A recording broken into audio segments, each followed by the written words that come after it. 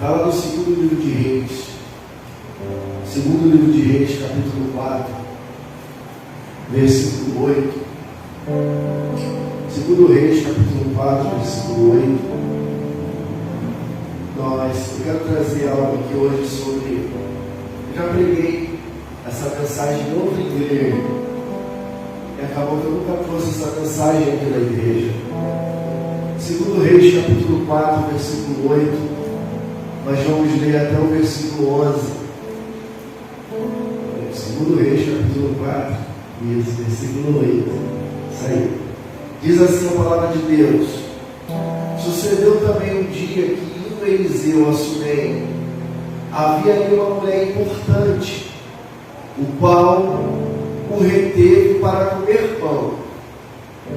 E sucedeu que todas as vezes que passava por ali, entrava para comer pão. E ela disse a seu marido: Eis que tenho observado que este sempre passa por nós, é um santo homem de Deus.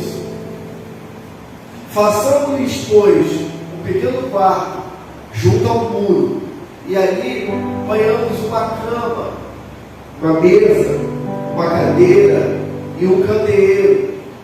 E há de ser que, vindo ele a nós, possa ali se recolher ou repousar.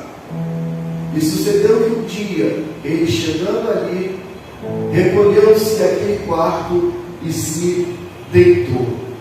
Eu já falei para vocês que existem coisas na Bíblia que me chamam muita atenção. Porque quando eu pego para ler a Bíblia, irmãos, eu não pego para ler a Bíblia apenas para montar uma mensagem no domingo ou para quinta-feira. Mas eu pego a Bíblia para me nutrir. Eu pego a Bíblia para me fortalecer. E todas as vezes que eu estou lendo a Bíblia, não tem jeito, eu preciso ter uma caneta do meu lado, eu preciso ter alguma coisa para me fazer um apontamento. E eu estava lendo esse capítulo aqui, e eu observei algo muito importante, irmãos, que é esse quarto do profeta. Que lugar interessante. E por que é interessante? Porque a Bíblia faz questão de discernir. A Bíblia faz questão de descrever todas as coisas que havia naquele quarto.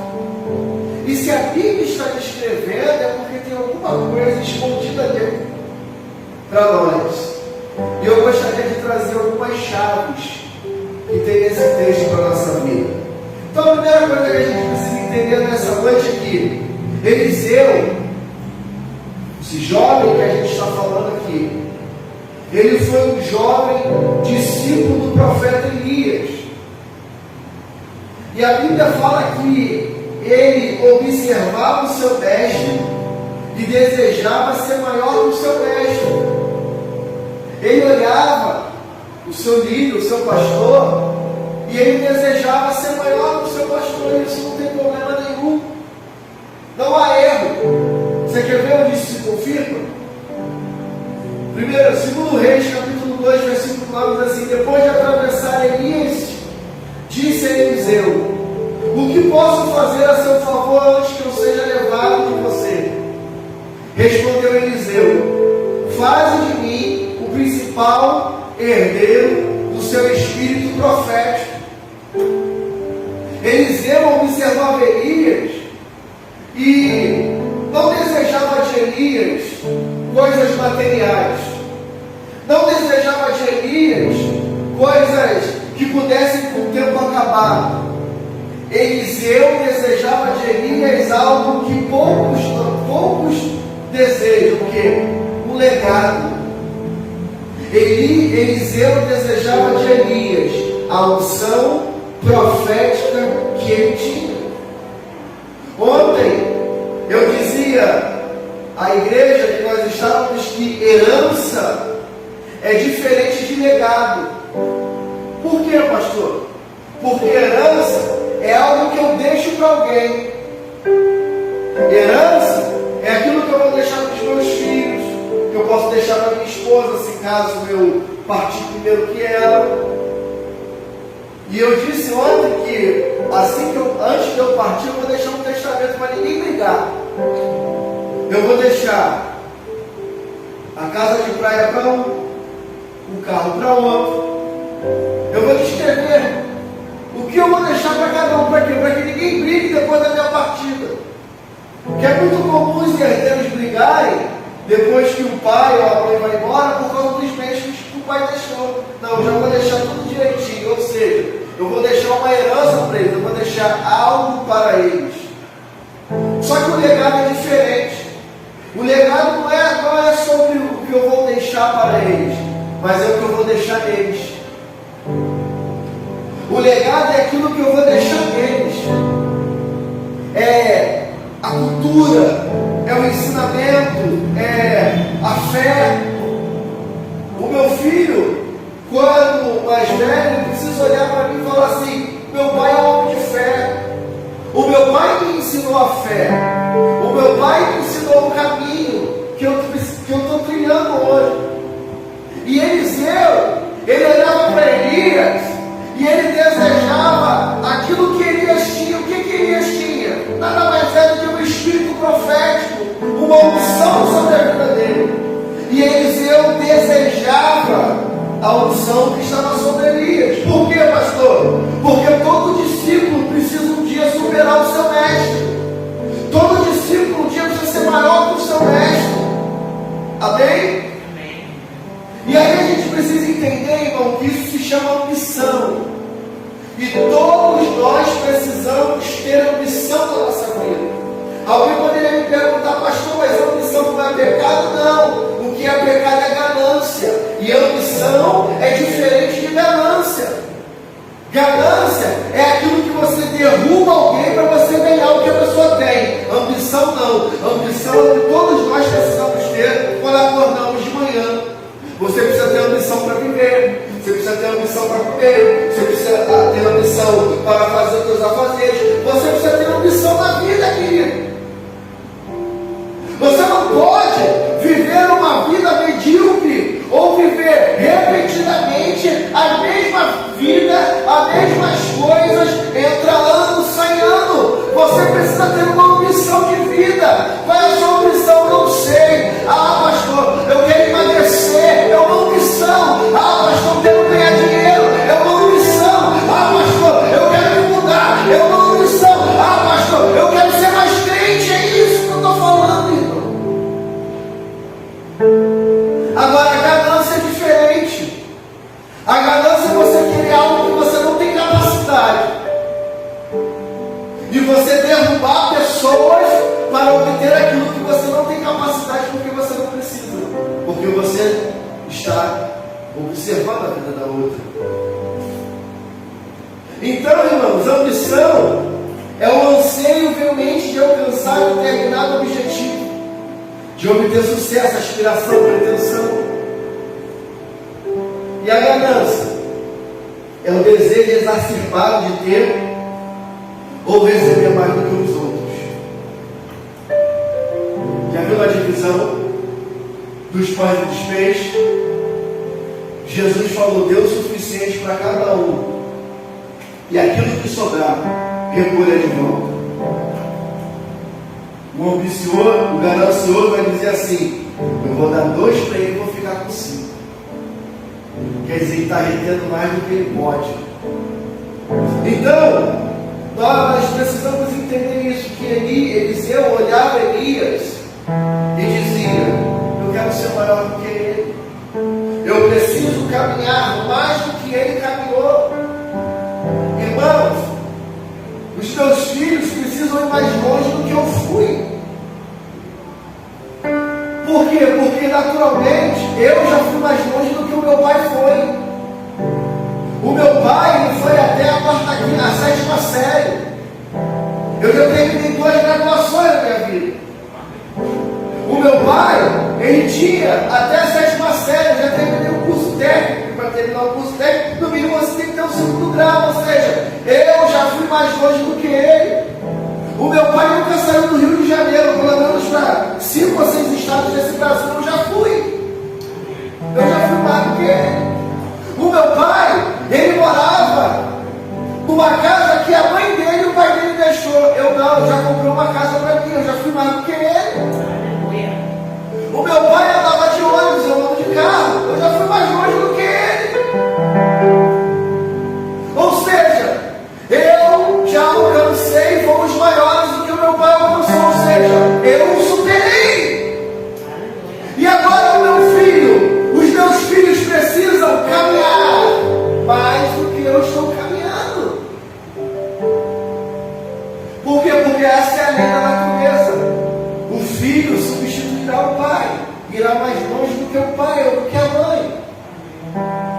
Eliseu desejava isso.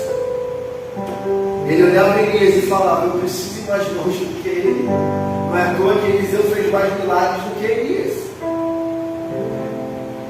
Então, irmãos, a primeira coisa que a gente precisa entender é isso. Eliseu observava o seu líder. E a Bíblia fala que a gente deve imitar a fé do nosso pastor. Se o seu pastor é um homem de fé, você precisa imitar a fé dele. Não é copiar, é imitar, é surpreender, ir mais longe, ir mais alto. Se o seu pastor tem fé para estar nesse lugar, você precisa ter fé para estar num lugar maior do que esse. Porque essa é a rotina do discípulo e ele precisa superar o seu mestre. Só que agora Eliseu está substituindo o seu mestre. Por quê? Porque ele recebeu a capa, ele recebeu a unção, ele recebeu o cajado, ele recebeu o espírito profético. E a Bíblia fala que agora ele está exercitando o seu dom, o seu chamado, o seu ministério. E ele vai de um lado para o outro. Enquanto ele está andando de um lado para o outro, uma mulher está observando ele. E nós acabamos de ler que esta mulher era muito importante naquela região. Ou seja, pastor, o que o senhor quer dizer? Quando nós falamos do verbo, quando nós estamos fazendo quando nós estamos fazendo aquilo que o verbo mandou a gente fazer, ele produz a verba. Nós estamos aqui hoje num cenário, de repente alguém fale: pastor, não temos condição, mas se nós falarmos do verbo, o verbo promove a verba. E como isso acontece? Pela fé. Como isso acontece? Através de um bazar, através de um almoço, através de uma ação, através de uma oferta, através de uma doação. Porque nós não podemos deixar de fazer aquilo que fomos chamados para fazer, só porque nós estamos vivendo um tempo difícil. Eliseu fazia aquilo que era pertinente a ele fazer. E o versículo 8, coloca aí, Miguel, diz que ele era observado. Sucedeu também que um dia que indo Eliseu a Sunem, havia ali uma mulher importante. Havia ali uma mulher importante, a qual o reteve para comer pão. E sucedeu que todas as vezes que ele passava por ali, entrava naquela casa e comia pão. Ou seja, ele estava sendo observado. Segundo, as ambições do reino promovem um cuidado que nós não esperamos. Você quer ser cuidado por Deus? Você quer ser cuidado pelo Senhor? Comece a fazer aquilo que o Senhor se importa. Cuide daquilo que o Senhor cuida. Cuide daquilo que o Senhor tem desejo, que o Senhor ama. Faça a obra de Deus e você vai ver o cuidado que Deus tem sobre a tua vida.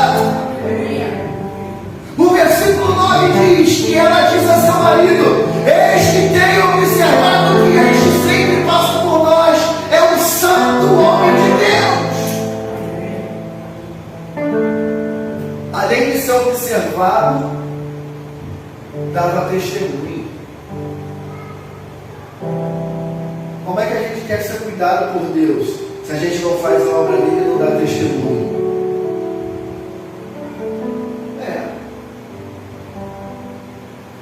A gente precisa dar testemunho.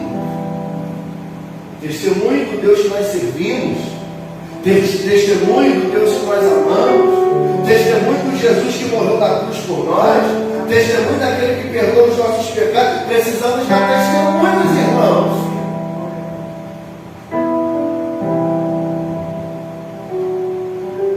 E aí, enquanto Eliseu era observado em sua forma de servir a Deus, Deus estava preparando algo para ele, estava cuidando de algo para ele. De repente você não acredita no que eu vou falar, você que está aqui ou você que está na internet. Você está vivendo um momento difícil, mas quando você cuida das coisas de Deus, Deus cuida das suas coisas. A Bíblia vai dizer, no versículo 10, que a mulher olhou para o marido e disse assim: façamos-lhes, pois, um quarto para ele junto ao muro. E ali dentro desse quarto, a gente precisa colocar alguns elementos. É isso que me chama a atenção. Porque a Bíblia descreve quais são os elementos que tem dentro do quarto do profeta. Primeiro elemento que a Bíblia vai descrever: uma cama. Segundo elemento, uma mesa. Terceiro elemento, uma cadeira. Quarto elemento, um e a dizer que ele a nós para ali se recolherá. Então a Bíblia vai dizer, volta lá no 10 ainda, que alguns elementos estavam no quarto desse profeta: uma cama, uma mesa, um candeeiro, uma cadeira. E aí você vai me perguntar: pastor, tá, o que isso tem a ver com essa noite? Tem muita coisa a ver, porque são esses elementos que nós precisamos ter dentro da nossa casa, dentro do nosso quarto, dentro da nossa vida.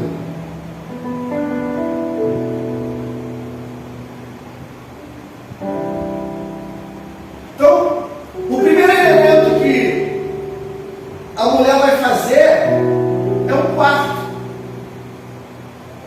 Porque se não tem quarto, não tem como ter cama. Se não tem quarto, não tem como ter candeeiro. Se não tem cama, não tem como ter mesa. Se não tem quarto, não tem como ter candeeiro para iluminar.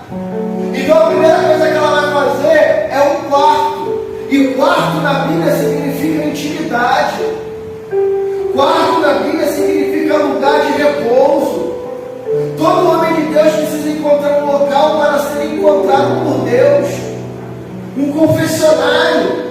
Todo homem de Deus precisa ter um confessionário. Não para nos julgar e nos apontar, mas que Deus possa nos encontrar. Nós precisamos, irmãos, ter um local onde Deus vai nos encontrar. Mas esse lugar é a igreja? Não, a igreja é o lugar que Deus te encontra, que você vai encontrar com Deus. Mas o lugar que Deus te encontra não está na igreja, está no teu quarto de intimidade, está no lugar de intimidade que você tem com Ele. Porque a gente tem confundido, irmãos, intimidade com Deus com vir na igreja. A gente só está aqui hoje porque a gente está gerando comunhão uns com os outros. E porque a Bíblia fala que nós não devemos abandonar nossa congregação, como é costume de muitos. A igreja está na igreja terça, está na igreja quinta, está na igreja domingo, vai fazer a gente crescer, vai fazer a gente ter munição, vai fazer a gente ter força, vai fazer a gente ter garra. Mas o lugar que Deus há de nos encontrar não é aqui, é dentro da nossa casa, dentro do nosso quarto, no nosso lugar de intimidade, lá onde você lê Bíblia, lá onde você ora. Lembra da primeira aula do discipulado, eu disse que uma vida devocional precisa ter um lugar de devoção a Deus. Tem gente que só se sente bem na igreja. Há algum problema nisso, pastor? Não. Mas se você não se sente bem na sua casa, porque tem alguma coisa lá acontecendo, e você precisa pedir para Deus entrar na sua casa. Então ela vai construir um quarto. Por quê? Porque o quarto representa a intimidade. Lucas capítulo 5, versículo 15 a 16 diz assim: a sua fama, porém, se propagava ainda mais, e ajuntava-se muita gente para ouvir-se e para ser curado de suas enfermidades. Versículo 16 diz: ele, porém, se retirava para os lugares desertos e ali orava. Até Jesus se retirou para um lugar de intimidade. Até Jesus, irmão, saiu um pouco da multidão e foi para o lugar do lugar da intimidade, do lugar do secreto. A Bíblia fala que as multidões e ia para os lugares secretos para orar. Ele ia para os lugares desertos, por quê? Porque até Jesus, na forma humana, precisava ter intimidade com Deus. Marcos 1,35 diz: e levantando-se de manhã, muito cedo, fazendo ainda escuro, saiu e foi para um lugar deserto, e ali orava. Até Jesus, irmão, deixava a agitação do dia, deixava a agitação da cidade e procurava lugares para ter intimidade. Agora eu te pergunto, se você não tiver a ambição de buscar a Deus, a tua vida vai ser a mesma manhã. Você vai acordar 10 horas, vai acordar 11 horas, vai acordar já cansado, o teu dia não vai render, a tua tarde vai ser cansativa, você não vai ter uma vida de qualidade com Deus. Está na hora, gente. Está na hora, irmãos, de nós mudarmos os nossos hábitos com Deus. Hoje eu fiquei muito feliz, irmã Lourdes, porque eu peguei essa blusa e ela deu. Já voltou a fechar a bolsa. Mas por quê? Porque eu mudei os meus hábitos. Essa semana, a próxima semana e a outra, nós estamos de legumes e frutas. Tiramos a fritura, tiramos aquilo, a massa. Estamos o quê? Estamos nos reeducando. Estamos com um propósito. E o propósito que nós estamos acaba alinhando com o quê? Com a nossa reeducação. Por isso que a blusa não está lá, fechar. Não está mais aquela almofada gigantesca, está diminuindo. Você entendeu isso, irmão? Se você não mudar os seus hábitos, você vai viver a mesma vida sempre. 2023 está indo embora. O que você conquistou, o que você plantou, o que você colheu, aonde você chegou. 2023 já está acabando, querido. Daqui a pouco a gente está vendo o comercial da líder. Já é Natal. Da líder. Daqui a pouco a irmã Luz já está vendendo um bolinho de bacalhau aqui na porta. Porque chegou o tempo do Natal. E aí, irmãos, vai passar o Natal, vai entrar o ano novo e você vai vir de branco para a igreja, de amarelo, de verde. Porque tem muita gente que acha que a vida vai mudar pela cor que usa. Não é a cor que usa, é as atitudes que tem. Ah, eu quero dinheiro, vou passar de amarelo, querido. Se tu não trabalhar, se tu não investir, se tu não plantar, não vai ter dinheiro. Ah, eu vou vir de vermelho porque eu quero um novo amor. Ah, querido, não é isso. Não é a cor que você usa, é as atitudes que você tem. Aí o ano termina e você continua. Amém? Aí tem muitos que estão dependendo de uma palavra. Qual vai ser o tema do ano? Tomara que seja um tema de vitória. Porque não é a cor, são as atitudes. São os hábitos que a gente não muda, que a gente não diferencia. Entra ano e sai ano, irmãos, a gente está na mesma. Então até Jesus, irmãos, tinha um tempo que ele se retirava para ele orar, para ele falar. Queridos, estamos falando de amadurecimento, falando de amadurecimento quase 4 meses seguidos esse ano. E o que o amadurecimento produz? Frutos. O que o amadurecimento produz? Nova visão, novamente. Estamos falando de amadurecimento cristão.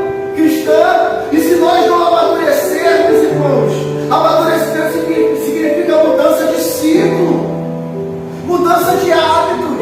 Vai entrar ano e vai sair ano, você vai estar na mesma. Eu já trabalho há alguns anos com transporte. E agora eu estou vendo aquela rapaziada, quando eu comecei lá atrás reclamando que o quê? As costas estão doendo, já não tem mais força, já não tem mais vigor, mas estão há 20 anos carregando caixa e não se preocuparem em mudar. Terminar os estudos, fazer uma logística, tentar ser um encarregado, tentar ser um conferente, tentar ser um supervisor, não muda. Por quê? Porque está bom a mesma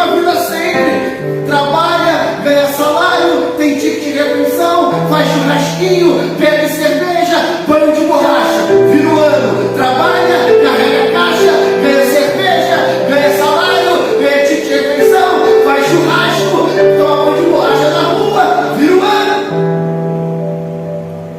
E os anos vão passando, e a tua força vai indo embora, o teu vigor vai acabando, e daqui a pouco você está com uma hernia de disco, daqui a pouco está com bico de papagaio.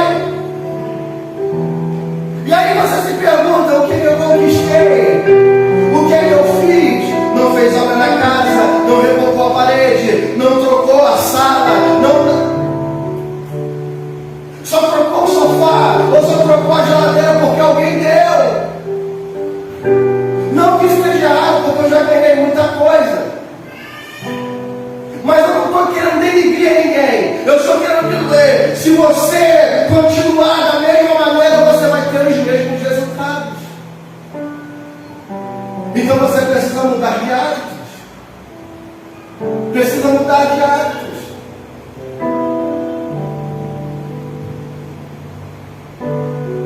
Então ele tinha um quarto. E aquele quarto era um lugar de intimidade. E aí, a mulher que está financiando a obra falou assim: vou botar uma cama para ele. Cama representa o quê, irmãos? Um lugar de descanso, repouso, acalmar o espírito. Todo homem de Deus deve ter um local para descansar e sair da agitação do mundo para se conectar com Deus. Êxodo 33, 13 e 14 diz: agora, pois, tendo achado graça aos teus olhos, rogo-te que me faças saber o teu caminho e conhecer-te-ei, para que ache graça aos teus olhos e considere que esta nação é teu povo. Disse, pois, irás a minha presença contigo para te fazer o quê? Descansar. O descanso, Igor, não é um local, é uma pessoa. O descanso não é um local, é uma pessoa. Descanso é Jesus. E por que no quarto do profeta, pastor Elisés, tem uma cama que é para ele descansar? Porque homens cansados, mulheres cansadas não conseguem ter conexão com Deus. Por que você acha que você troca de aparelho telefônico de 2 em 2 anos, ou de 3 em 3 anos? Pelo menos eu sou assim. Eu fico quase 5 anos com o aparelho. Mas tem gente que não consegue, troca de ano em ano. Por quê? Porque o aparelho fica cansado, os programas são pesados e o aparelho já não começa mais a resistir. Então você tem que trocar por uma tecnologia melhor, tem que trocar por uma tecnologia maior.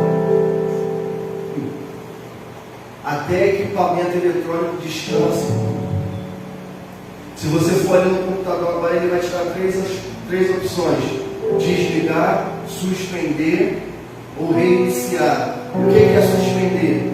É você estar com ele ligado, mas sem nenhuma operação, ou seja, todos os sistemas estão offline. Até um carro precisa descansar, porque se ele rodar, ele bate a guerra. E você acha que nós não precisamos descansar? Claro que precisamos, mas o descanso não é uma pessoa, não é um local, é uma pessoa, é Jesus. Então, no Êxodo 33 ele fala: ó, vem a minha presença e eu farei vocês descansar. Irá a minha presença com vocês para fazer vocês descansar. Então, no quarto do profeta tem uma cama. A cama faz ele descansar. O texto vai dizer, Igor, que dentro do quarto do profeta também havia uma mesa. E mesa é lugar de comunhão, lugar de abastecimento, renovação. A mesa é o local de saciar a sede, de matar a fome, local de reabastecimento e estratégia, montagem de planos e projetos. Quando você vai fazer um plano, um projeto, você senta numa mesa para planejar. Você está numa mesa para planejar. Ninguém planeja algo para o seu futuro no bar de esquina. Ninguém planeja algo para o futuro no campo de futebol, não. Quando a gente vai planejar começa a planear, começa a rabiscar, começa a rascunhar. Lucas 14:15 diz: e ouvindo isto, um dos que estavam com ele à mesa disse: bem-aventurado o que comer pão do reino de Deus. É na mesa que come o pão de Deus. É na mesa que você tem, que você vai ter estratégias novas. É na mesa que você vai montar os seus planos, os seus projetos. Por quê, pastor? Porque mesa é lugar de comunhão.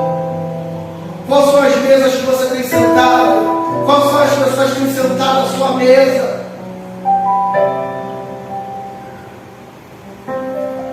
Lucas 24:30 diz: e aconteceu que, estando eles à mesa, tomando o pão, o abençoou e partiu-lhe. Então abriram os seus olhos e o conheceram.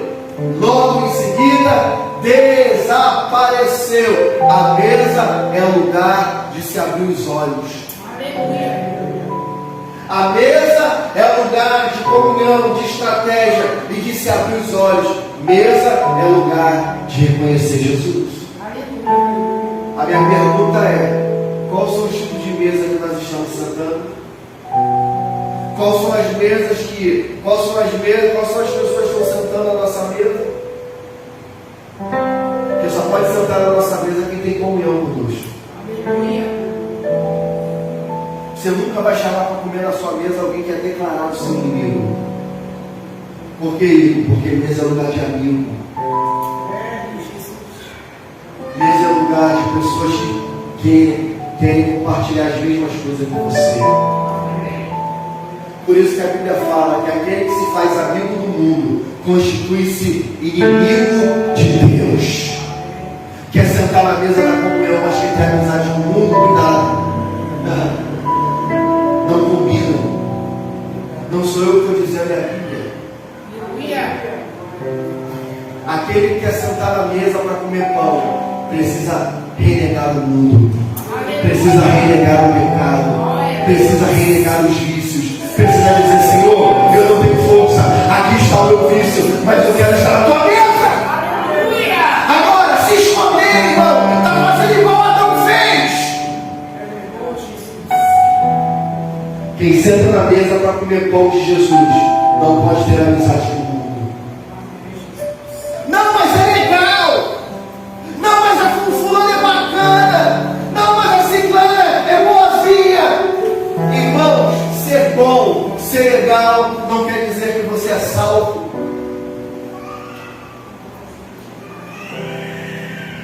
Sente na mesa da comunhão e os seus olhos serão abertos. Só que toda mesa aí precisa de quê? De uma cadeira. E a cadeira é um assento que é individual com imposto. Cadeira é lugar de posição e autoridade. A cadeira pode representar um lugar de honra, de autoridade ou de dignidade, mas aqui tem um aspecto didático. Eu quero nos ensinar alguma coisa aqui com a cadeira. Por quê? Porque a cadeira significa sentar para aprender. Humildade do futuramente, para se levantar para ser algo maior. É o ensino. Quem não senta para aprender não pode se levantar para ensinar. Cadeira é lugar de posição. Todo mundo tem uma cadeira de posição, né? Hoje em dia, a maioria tem uma cadeira que fica aqui atrás.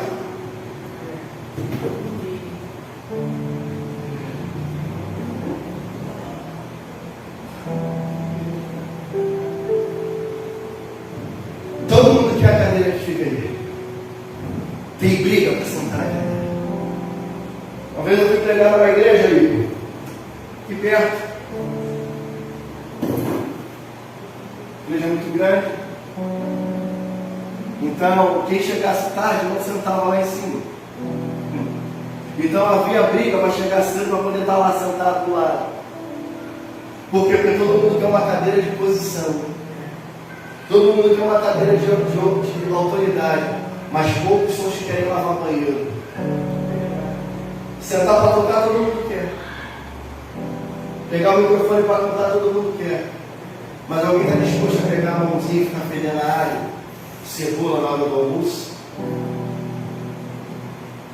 Lavar o banheiro e ficar com a mão cheirando a porta? Mas todo mundo quer uma cadeira de autoridade. Mas antes da cadeira da autoridade, você vai ter que sentar para aprender a humildade. Vai ter que sentar para aprender o que é diaconia. Então, a cadeira, ela tem alguns aspectos para nós. Lucas 10:39 diz: e tinha esta uma irmã chamada Maria, a qual, assentando-se também aos pés de Jesus, ouvia sua. Tem que sentar para aprender. Tem gente que já quer pregar, mas não sabe nada. Tem que sentar para aprender. Ontem, quase me emocionei ontem. O rapaz que foi orar comigo para pregar e disse assim: esse aqui é meu amigo. Aí me abraçou. E sabe o que eu admiro nele? Que ele nunca desistiu. Eu nem lembrava disso. Que ele nunca desistiu. E ele começou a contar algo que eu passei dentro da igreja. Ele disse: todos nós que fazemos parte dessa célula aqui, viramos líder de célula, crescemos, começamos a desenvolver na igreja, e ele nunca era escolhido, ele nunca era chamado. E eu me lembro, eu nem sabia disso, ele falou assim, eu me lembro que ele tinha as pregações dele, ele escrevia e me mostrava aqui a minha pregação. Só que, e ele disse, não foi palavras minhas, ele disse, o pessoal estava comigo lá, ouviu, falou assim, só que ninguém dava oportunidade para ele pregar. Mas ele nunca desistiu. Hoje é um dos melhores pregadores que eu sempre para ouvir. Mas antes de eu pegar o microfone para mim se levantar para pregar, muitas das vezes eu fiquei sentado ouvindo. Eu fui de uma igreja, o pastor Elisiatinho, só na igreja, só o pastor que pregava na igreja. Ele pregava terça, ele pregava quinta, dava aula domingo de manhã e pregava à noite. Eu doido para pregar, no máximo, ele deixava eu dirigir um culto. No máximo, ele deixava eu dirigir um culto jovem, porque até no culto jovem ele pregava. E eu queria pregar, e não. E aqui ele estava me doutrinando. Aqui ele estava me ensinando o quê? Sentar para aprender. E te digo mais, é um conselho pastoral à igreja. Quando alguém te chamar para fazer uma coisa, faça o simples, o arroz com feijão. Porque você vai sair bem na fila. Não inventa muito não, porque você ainda não está capacitado para inventar muita coisa.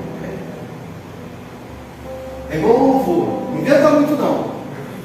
Faz o arroz com feijão e vai dar certo. Faz é o que? 3 notinhas? Faz 3 notinhas, não inventa a quinta não. A sexta, vai dar certo. Porque às vezes a gente começa aqui tocando igual esse menino tá. Não, vamos fazer não sei o que, vamos fazer não sei o que lá. O ambiente não está preparado para isso. O cara vem pregar. Ele não sabe nem como é que vai fazer a salvação da igreja. Eu saldo. Não, o saldo é de saldo bancário. No máximo eu saúdo. Ou para não ficar feio, graça e paz, irmãos. Graça e paz. E aí o camarada começa a inventar. Eu gostaria de cumprimentar a igreja com boa noite, a paz do Senhor. Amém? Amém? Graça e paz, graça e paz. Já saudou, já saudou. 3 saudações ao mesmo tempo. Então faz o arroz com feijão, ó. Faz o básico. E você vai ver que devagarzinho você vai crescendo e vai chegando lá. Então aquela mulher sentava-se, ela sentou para ouvir a palavra. Atos 22:3 diz: Quanto a mim, sou judeu, nascido em Tarso da Cilícia, nesta cidade, criado aos pés de Gamaliel. Até Paulo, até o apóstolo Paulo, ele teve que se sentar para ouvir de alguém. E ele ouvia de um homem chamado Gamaliel, segundo os historiadores, um dos maiores judeus ensinadores e mestres que tinha. Caminhando para o final, aquele quarto também tinha algo chamado candeeiro. Pastor, o que é candeeiro? Candeeiro é um objeto de iluminação, que também significa sabedoria e conhecimento. Todo homem de Deus deve se debruçar sobre as escrituras para obter direção, precisão e destino.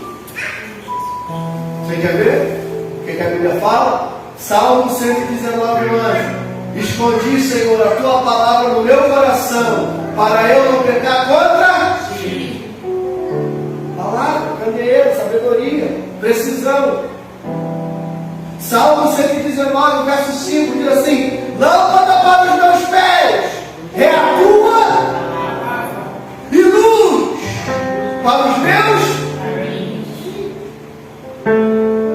105, não 5 não. João 15,3 diz: vós já estáis limpos pela palavra que vos